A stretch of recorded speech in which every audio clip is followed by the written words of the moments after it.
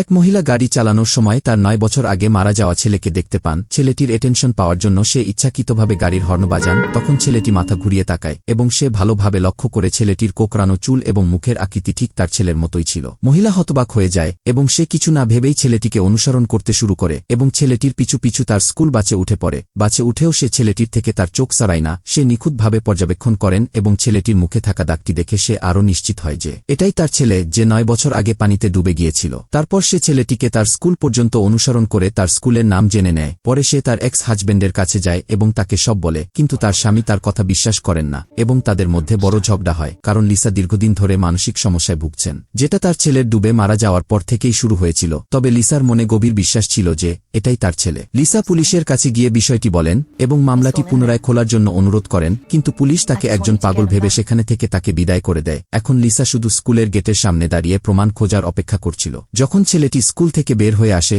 Lisa দ্রুত তার সামনে এগিয়ে যায় এবং তার সাথে কথা বলার চেষ্টা করেন, কিন্তু তখনই ছেলেটির বাবা মা এসে যায়, যারা তাকে স্কুল থেকে নিতে এসেছে। লিসা বলে তিনি ভুল করে অন্য কাউকে মনে করেছিলেন। পরবর্তী পার্ট দেখার জন্য চ্যানেলটি সাবস্ক্রাইব করুন।